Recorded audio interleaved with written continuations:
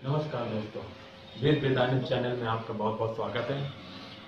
श्री स्वामी जी के मुख से वेद मंत्रों के सही प्रमाणिक अर्थ जानने के लिए हमारे चैनल को लाइक, सब्सक्राइब और शेयर ज़्यादा से ज़्यादा करें, ताकि वेदों का अर्थ प्रमाण सहित सभी के पास पहुँचे। अगर आपको कोई भी शंका या समाधान चाहिए हो तो हमारे व्हाट्सएप नंबर पर आप मैसेज भी कर सकते हैं और नीचे कमेंट बॉक्स पर आकर आप मैसेज भी कर सकते हैं हमें। धन्यवाद। यो आसौ आदित्ये पुरुषः सो आसौ अहम् ॐ खं ब्रह्म। आज हम लोग यजुर्वेद अध्याय 36 के 11वें मंत्र पर चर्चा करेंगे। ॐ अहानिशं भवन्तु नः शं रात्रिः प्रतिधीयताम् शं नः इन्द्राग्नी भवताम् अवोभिः शं नः इन्द्रावरुणा रातिहव्या शं नः इन्द्रापूषणा वाजसातौ शं इन्द्रा सोमा सुविताय संयो। दिन शांतमयी हो हम सबका, रात्रियां शांति कल्याण करें। हे इंद्र अग्नि बन युगल रूप, रक्षाओं से कल्याण करें। वह इंद्र वरुण भी इसी भांति हो राते हव्य कल्याण करें। वे प्रगति प्रदाता इंद्र तथा पूषा मिलकर कल्याण करें। उत्तम पालन रक्षण करता वे इंद्र सोम कल्याण करें। इस मंत्र में यही कामना की गई है कि प्रकृति की विभिन्न देव शक्तियां, प्रकृति के दिव्य अनुदान, यह दिव्य प्रकृति सभी रूपों में हमारा कल्याण करे, हमें सुख शांति प्रदान करे।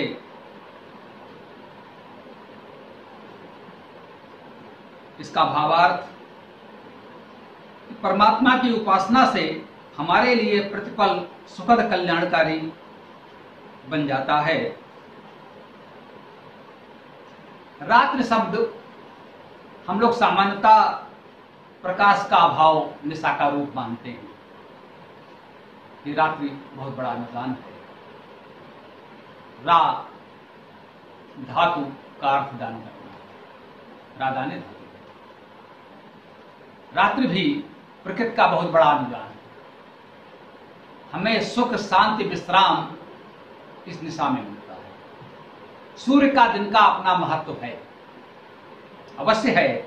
इस मंत्र में सबसे पहले यही कहा गया है, अहानिशं भवन्तु। ये अहानि क्या है? सामान्यतः लौकिक अर्थ में हानि का अर्थ हम दिन से लेते हैं, जब सूर्य का प्रकाश होता है। अह व्याप्त धातु है। अह धातु का अर्थ है व्याप्त होना, फैलना, चारों तरफ फैल जाना, सभी ओर फैल जाना।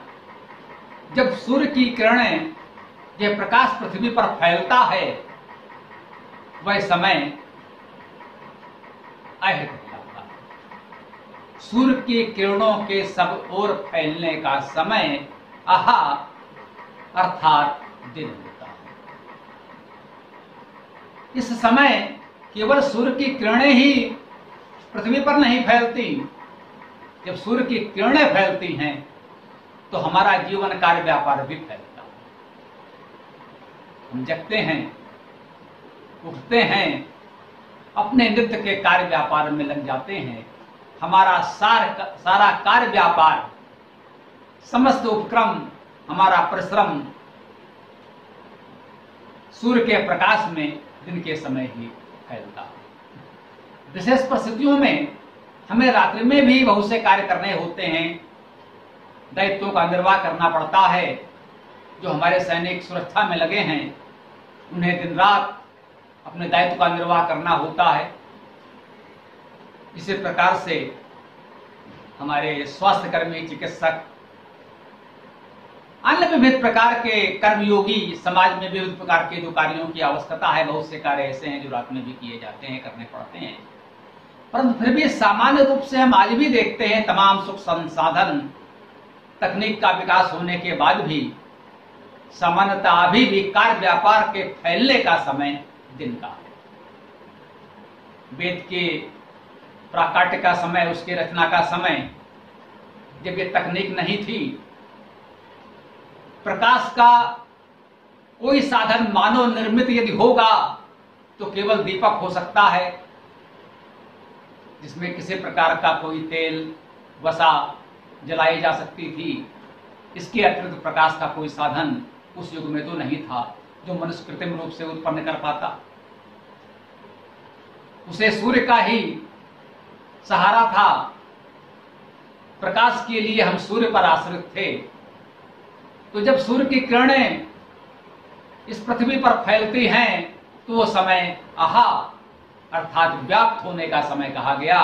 सूर्य का प्रकाश व्याप्त होगा और हमारा कार्य व्यापार भी उसी तरह से व्याप्त होगा। हमें यहाँ पर यह समझ लेना चाहिए इस शब्द से ही कि वेद में जब हम कहते हैं कि सभी शब्द धातुज हैं, जो भी वेद का शब्द है उसका जो मूल अर्थ है उसके धातु पर निर्भर होगा। धातु का अर्थ, अह धातु का अर्थ व्याप्त होना है, आहा शब्द का अर्थ व्याप्त होना ही होगा। लोक व्यवहार में हमने ये नाम किसी को दे दिया, क्योंकि सूर्य की किरणें व्याप्त होती हैं उस समय को, उस कालखंड को हमने आहा स्वीकार कर लिया, व्यापक स्वीकार कर लिया। सूर्य की किरणों के व्याप्त होने का समय हमारे कार्य व्यवहार के व्याप्त होने का समय। उसका मूल अर्थ धातुज है, वो मिटा नहीं, हटा नहीं। हमने इस कालखंड को यह नाम क्यों दिया, यह उसके धातु पर ही निर्भर है। कालांतर में लोक व्यवहार में इसने धातु अर्थ का विचार प्रत्येक व्यक्ति तो नहीं करता। वो सहज भाव से मान लेता, आहा माने दिन का समय जब सूर्य चमकता रहता है उस समय को आहा कह दिया। एक जन सामान्य इतना सा जान लेता है, उसका व्यवहार चल जाता है। परंतु जब कोई व्याकरणाचार्य विद्वान विचार करता है तो वो बताता है कि हाँ भाई, इसको हमने यह नाम इसलिए दिया है क्योंकि इस धातु का यह अर्थ है। ये सभी शब्दों के लिए है। तो सबसे पहले हमने कहा आहान अर्थात व्यापक, व्यापकता। इसे अगर बहुत बड़े अर्थ में, व्यापक अर्थ में लें, सूर्य के प्रकाश होने का समय अर्थात दिन, संभवन्तु नः हमारे लिए सुखद हो, कल्याणकारी हो। सम्मान्य सुख, कल्याणकारी, सुखद होना। भवन्तु अर्थात हो, भू धातु का अर्थ है होना, भवन्तु का अर्थ है हो। नः माने हमारे लिए, हम सबके लिए। ये सूर्य का प्रकाश, ये ईश्वर का वरदान, ये प्रकृति एक मेरे लिए नहीं, हमारे लिए, हम सब के लिए है। ये वेद का संदेश सभी मंत्रों में हमें मिलता है। तो ये आहान अर्थात दिन का समय हम सब के लिए सुखद हो। परंतु वेदर्षियों का मंतव्य इतने से भी नहीं छोड़ा जाना चाहिए। दिन के और भी पर्याय हो सकते थे, दिन का अर्थ बताने वाले और भी शब्द हो सकते थे। यहाँ पर आहान कहा गया है तो कहीं ना कहीं वो केवल इस साधारण से दिन की बात नहीं कर रहा है, वो हमारे व्यापक होने का भाव भी बता रहा है। परमात्मा सर्वव्यापी है, वही सुखद है, वही कल्याणकारी है। अगर हमें वो सुख चाहिए, वो कल्याण चाहिए, हम चाहते हैं हमारे जीवन में सुख हो, कल्याण हो, शांति हो, तो हमें भी व्यापक होना चाहिए। हमें अपना दृष्टिकोण, अपने विचार व्यापक रखने चाहिए। यदि ये व्यापकता का भाव हमें नहीं होगा, संकीर्ण भाव होगा, सीमित दृष्टिकोण होगा, हम कूप मंडूक बने रहेंगे, एक छोटे से कुएं के मेढक बने रहेंगे, तो यह सुख शांति कल्याण हमारे लिए नहीं है। परमात्मा का यह संदेश इस मंत्र में, इस अंश में निहित समझा जाना चाहिए। समरात्रि प्रतिधीयताम, यह कल्याण सुख रात्रि भी हमें धारण करे, प्रदान करे। रात्रि में भी ऐसे ही सुख शांति कल्याण हमारे लिए हो, जिनमें हमारे कार्य व्यापार का विस्तार हो, वह भी सुखद हो, उसमें भी हमें सफलता प्राप्त हो। और दिन भर के श्रम के बाद जब हम रात्रि में विश्राम करना चाहें तो वह समय भी हमारे लिए सुखद हो, वह भी कल्याणमय हो, शांतिमय हो, हम निद्रा ले सकें। रात्रि का मुख्य प्रयोजन ऐसा समझा जाता है, माना जाता है। जैसा कि हमने प्रारंभ में कहना चाहा, रात्रि शब्द अंधकार का वाचक नहीं है। सामान्यतः लोग मान लेते हैं दिन में तो सूर्य का प्रकाश फैला, चलिए स्पष्ट हो गया इस धातु से भी। रात्रि का अर्थ जब सूर्य का प्रकाश दृष्टिगोचर नहीं होता, दूसरी ओर चला जाता है, दूसरे लोक में चला जाता है, पृथ्वी के दूसरे भाग में चला जाता है, हमारे क्षेत्र में व्याप्त नहीं होता, वो समय हमारे लिए रात्रि का है। हाँ है, सामान्य अर्थ में, साधारण अर्थ में, संकीर्ण अर्थ में वही भी सत्य है।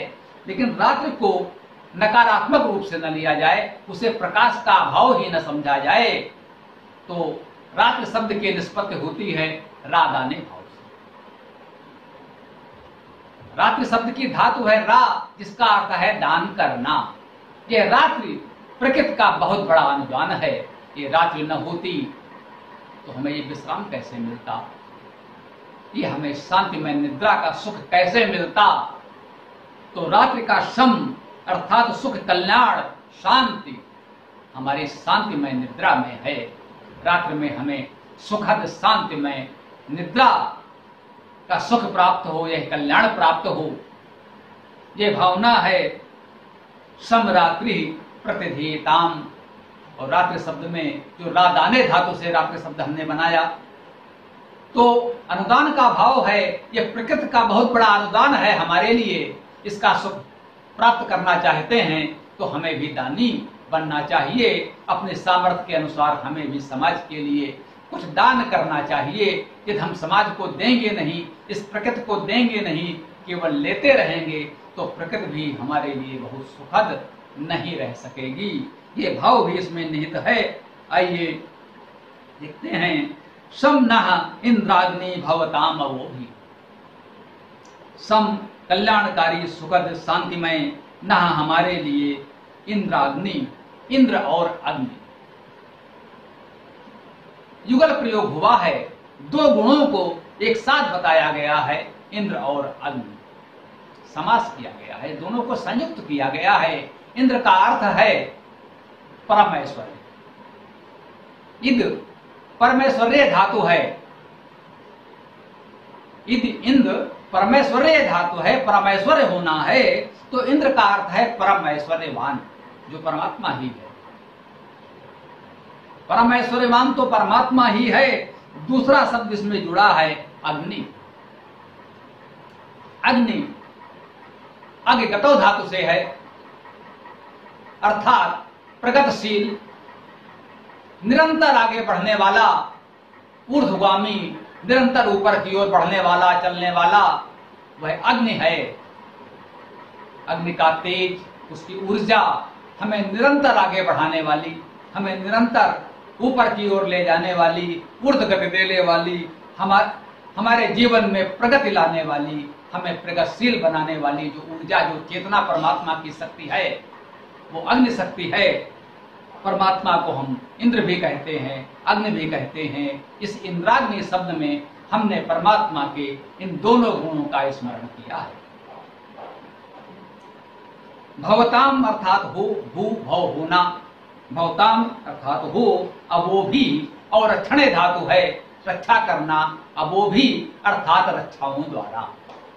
परमात्मा ने हमारी रक्षा के लिए बहुत से साधन बनाए हैं। हमारा जीवन, भोजन, पृथ्वी पर सारे सुख साधन उपलब्ध हुए हैं। तब मनुष्य का, जन का, मरुत का अवतरण हुआ पृथ्वी पर। पहले सारी व्यवस्थाएं यहां बन गई प्रकृति की ओर से। तो ये जो हमारे जीवन की सुरक्षा के साधन हैं, उनके द्वारा हमें सुख शांति कल्याण प्राप्त हो, यह कामना इसमें व्यक्त की गई है। शम्नः इंद्रा वरुणा राते हव्या, हमारे लिए कल्याणकारी हो इंद्र वरुण। इसके पूर्व पंक्ति में आया था इंद्राग्नि, इंद्र और अग्नि।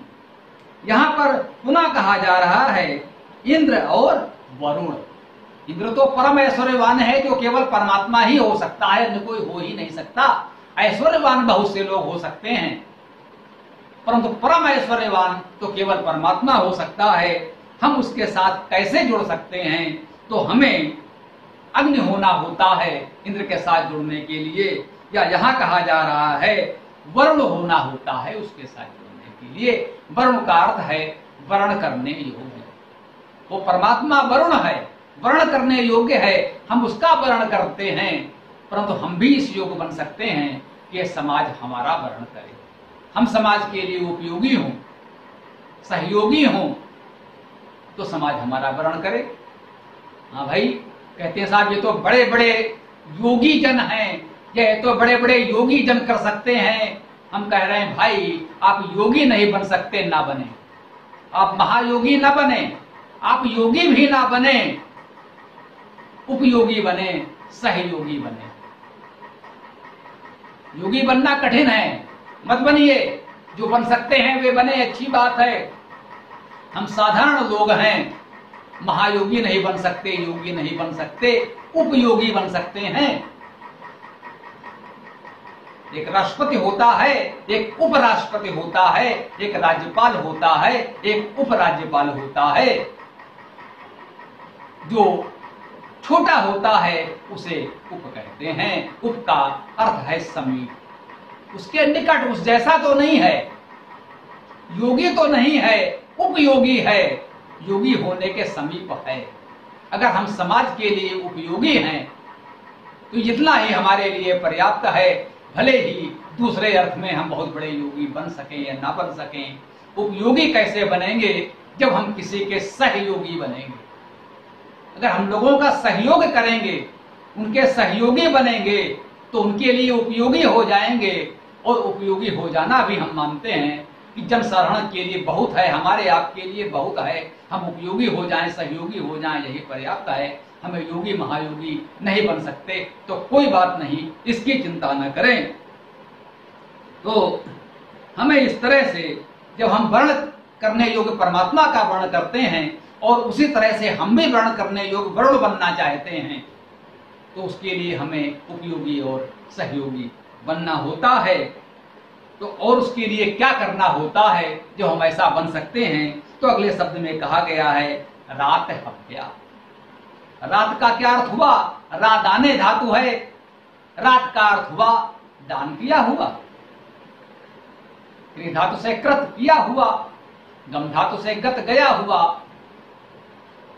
तो र धातु से जब ता जुड़ा तो हो गया दिया हुआ, दान किया हुआ।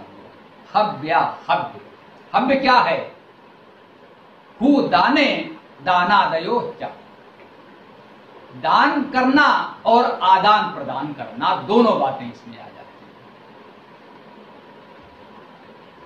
हैं। एक तो है कि हमने दान कर दिया, किसी को लगा भाई उसे आवश्यकता है, ईश्वर ने हमें कोई सामर्थ्य दी है, तो एक सीमा तक हमने इतना सहयोग किया कि उसको जो कुछ देना था दान कर दिया।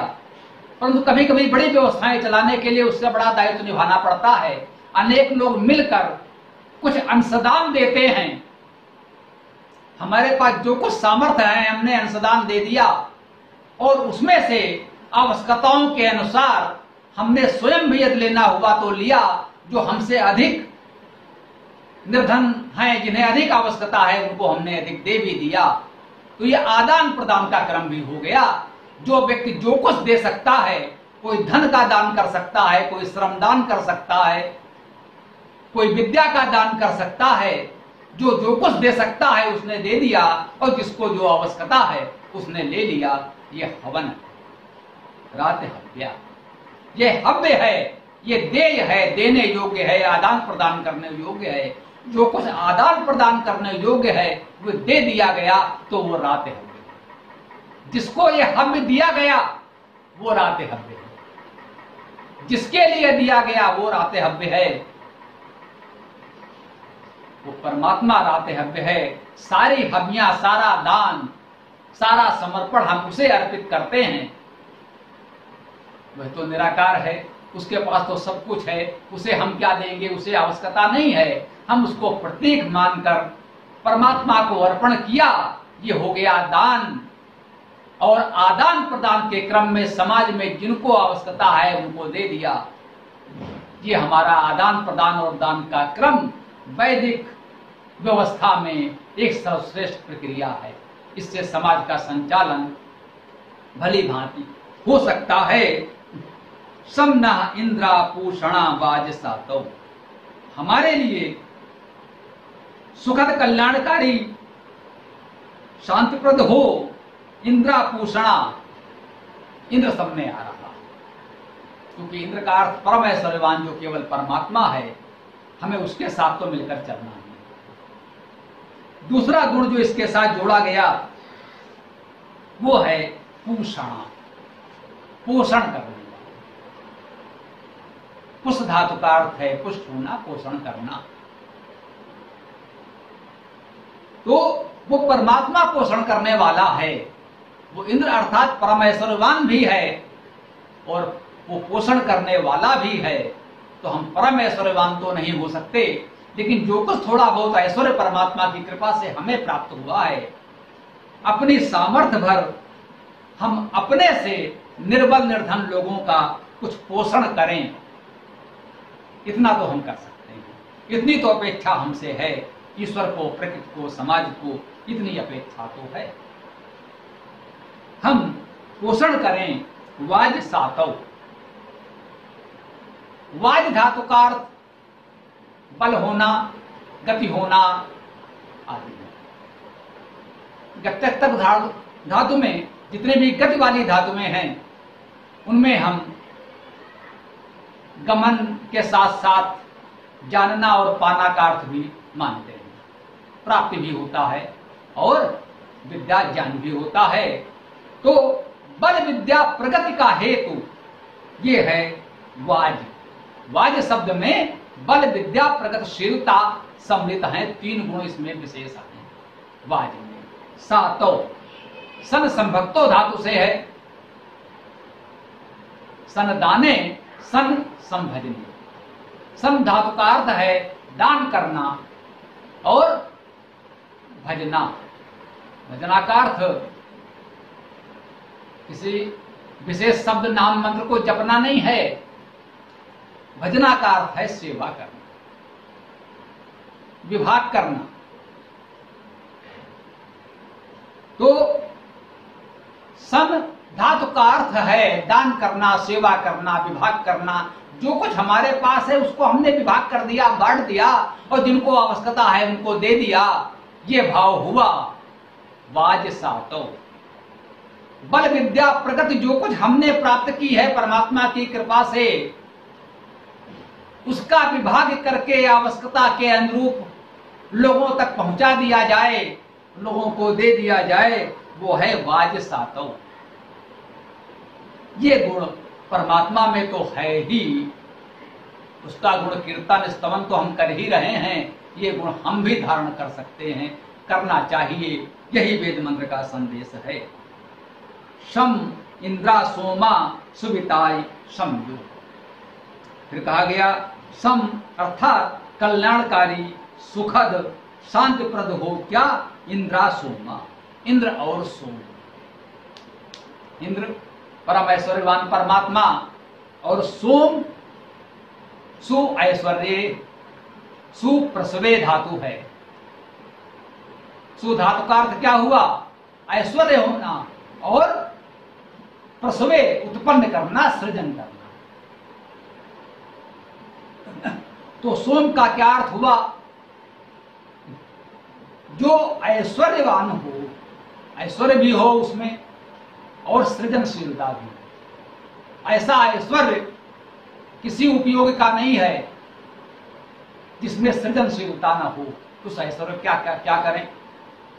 वह ऐश्वर्य व्यर्थ है जिसमें सृजनशीलता न हो। जो भी ऐश्वर्य है हमारे पास, जो भी शासन शक्ति है हमारे पास, यदि उसका उपयोग करके हम कुछ सृजन करें लोगों के हित में, तो वो ऐश्वर्य उपयोगी है, लाभदायक है, वो परमात्मा की आध्यात्मिक शक्ति है।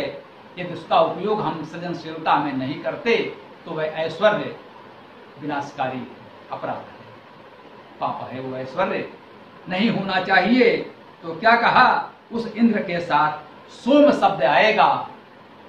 इस संदेश को लेकर ये इंद्रा सोमा शब्द आया है कि हमारे पास जो ऐश्वर्य है उसमें सृजनशीलता भी होनी चाहिए। सुविताय संयोग, सुवित हेतु कल्याण करें। सुवित क्या है? सु उत्तम, ये उपसर्ग है। शब्द के पहले जब सु है तो ये धातु नहीं है, ये उपसर्ग है। धातु तो इसके बाद आनी चाहिए।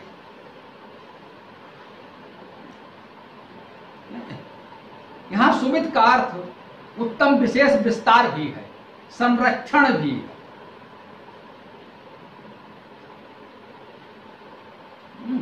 क्योंकि सु उपसर्ग हो गया, बी भी उपसर्ग है। बी का अर्थ विशेष हम सब जानते हैं। सु अर्थात उत्तम और बी अर्थात विशेष। हम आगे जिस गुण की चर्चा करने जा रहे हैं वो सामान्य नहीं होना चाहिए। जब हम उसे अपनाएंगे तो हमारा स्तर उस गुण को और उत्तम रूप में अपनाना है। उसे बहुत विशेष भी होना चाहिए। दो दो उपसर्ग पहले लगा दिए, तब धातु की चर्चा करेंगे इसका अर्थ क्या है। तो वो उत्तम है और विशेष है। तब वो धातु क्या है? टाय, संरक्षण करना, फैलाना।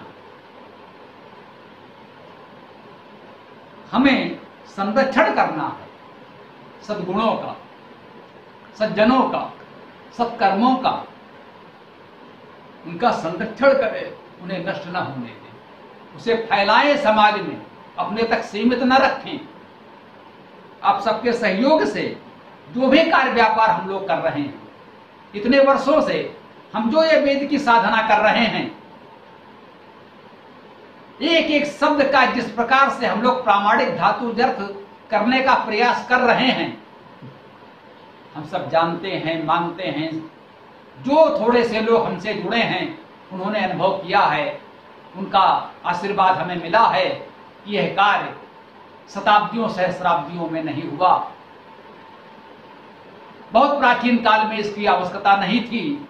जब संस्कृत जन सामान्य के बोलचाल की भाषा थी तब यह आवश्यक नहीं था किस तरह से शब्दशः व्याकरण परक अर्थ किया जाए। लोग संस्कृत बोलते थे और इतना तो समझते ही थे। तब आचार्यों ने युगानुरूप अपने समय के अनुकूल जो उचित समझा उसकी व्याख्या की, जिससे उस समय जो विशेष आवश्यकताएं हैं वो पूर्ण हो सकें। क्योंकि शाब्दिक अर्थ तो लोग जानते ही थे, संस्कृत उनके बोलचाल की भाषा थी।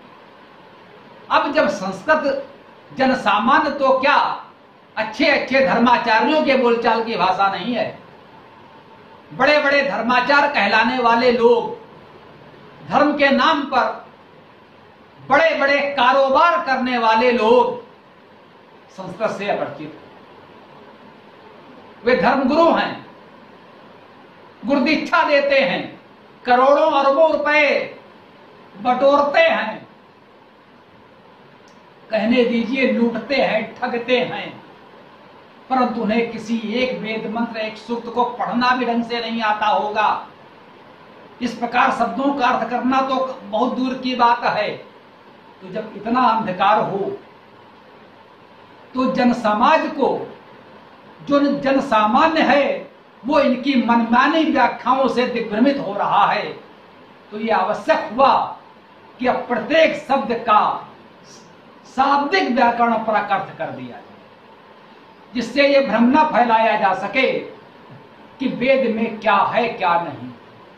हर बाबा अपनी बात को वेद में सिद्ध करने का प्रयास कर रहा है। बाबा से हमारा अर्थ है नकली आचार्य, नकली संत जो इस योग्य हैं तो नहीं, जो केवल ठगने के लिए संत का, आचार्य का, गुरु का वेश धारण किए हुए हैं, वे लोग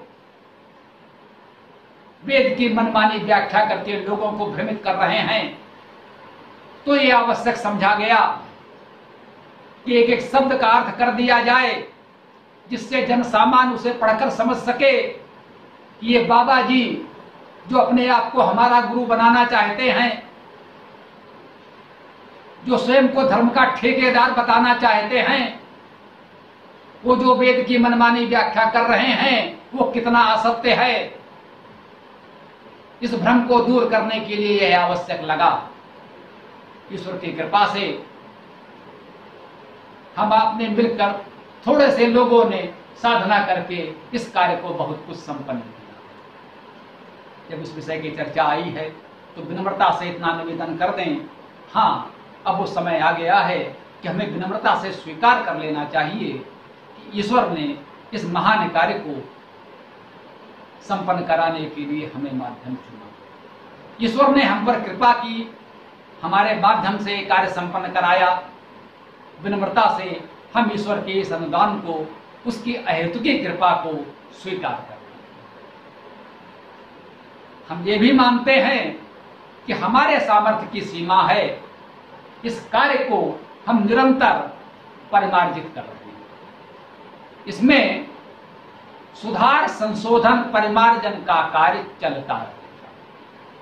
इतना कार्य तो हमने कर दिया है कि अब किसी भी शब्द का, किसी भी मंत्र का, किसी भी सूक्त का मनमाना भ्रामक अर्थ नहीं किया जा सकता। इतना तो स्पष्ट हो गया। आप जिस शब्द का जो भी अर्थ करना चाहें, पहले उसकी धातु बताइए। हमने उस शब्द की कोई धातु मानी है, अपने विवेक के अनुसार आप असहमत हो सकते हैं। आप बताइए आपके अनुसार कौन सी धातु होगी?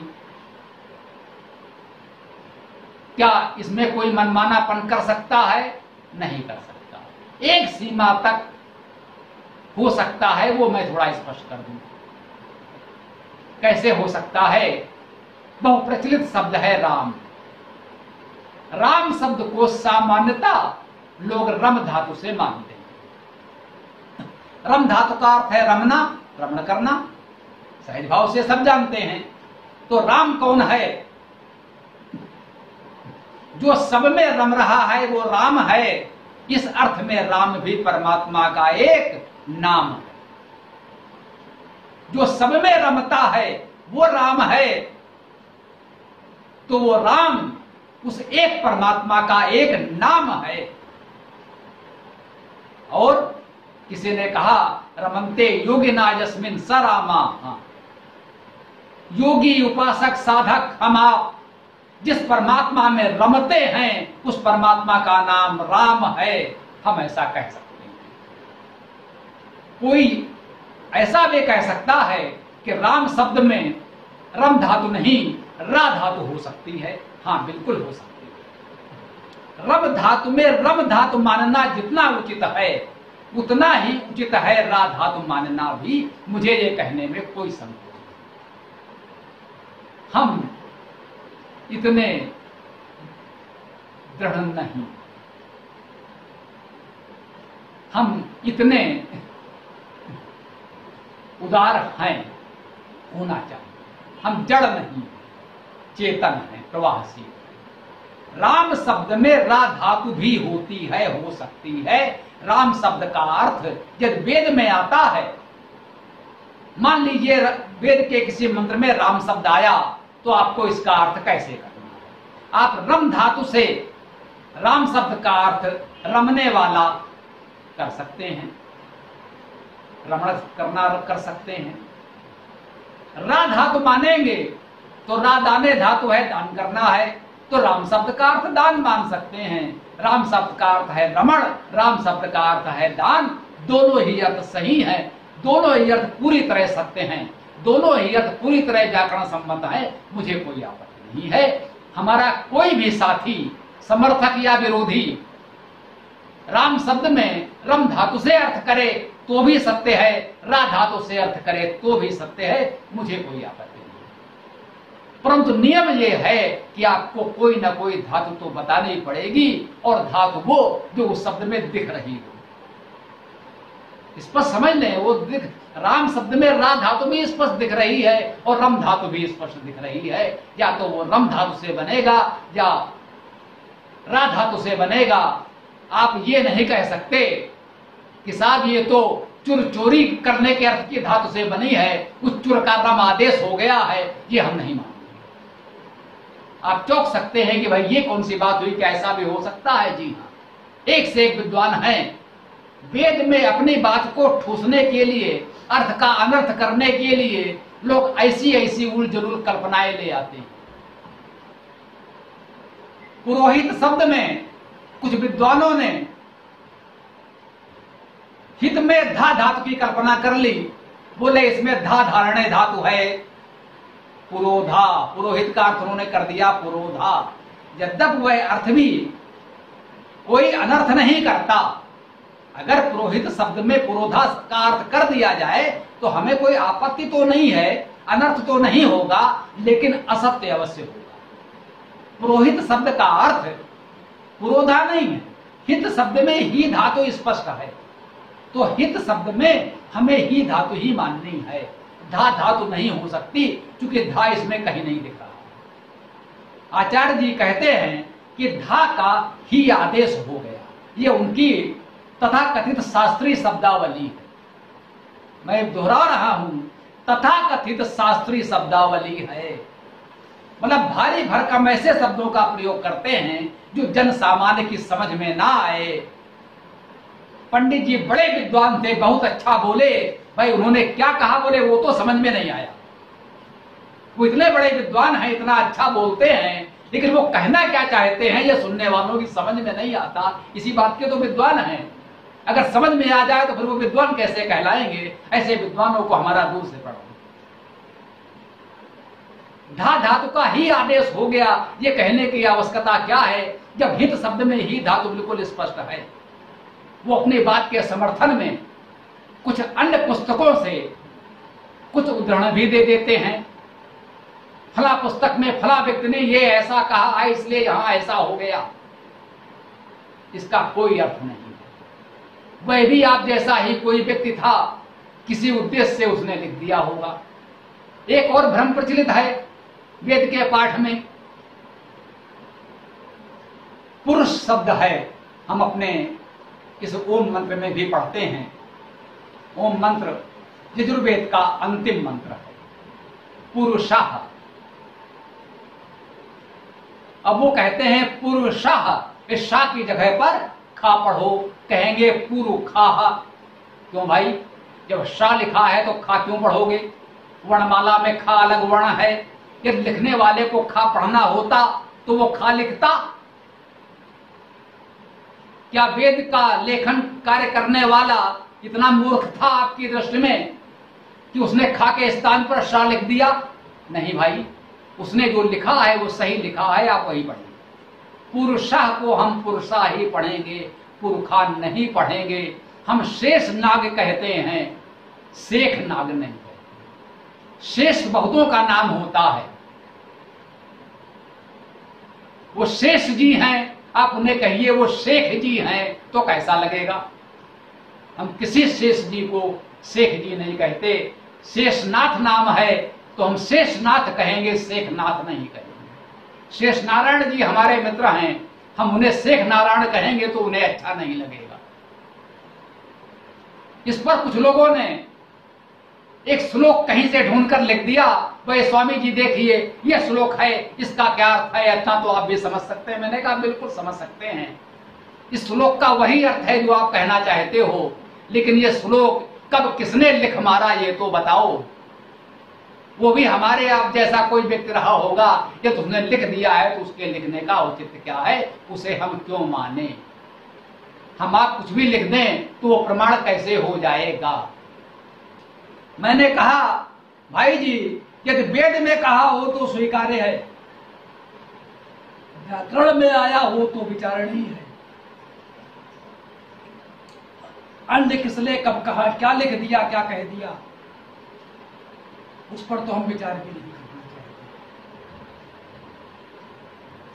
तो आज की बात हम चाहते हैं यहाँ समाप्त किया जाए।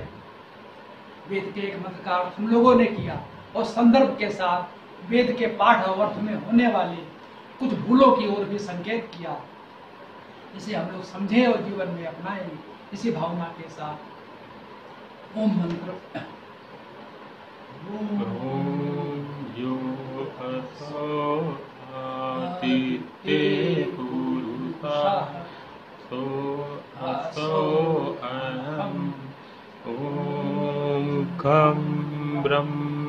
नमस्कार मित्रों, पूरा वीडियो देखने के लिए आपका बहुत बहुत धन्यवाद। अगर आपको वेदों के विषय में और अधिक जानकारी प्राप्त करनी हो तो हमारे चैनल को लाइक सब्सक्राइब करना ना भूलें और ज्यादा से ज्यादा इसको शेयर करें ताकि वेदों के विषय में जानकारी और लोगों तक पहुंचे। अगर आपको और अधिक जानकारी चाहिए हो तो डिस्क्रिप्शन में हमने अपना मोबाइल नंबर और वेबसाइट और ईमेल आईडी दे दी हुई है। अगर किसी भी विषय में आपको ज्यादा जानकारी प्राप्त करनी हो या कुछ सवाल जवाब करना हो तो उसमें आप अपना सवाल जवाब भेज सकते हैं। धन्यवाद।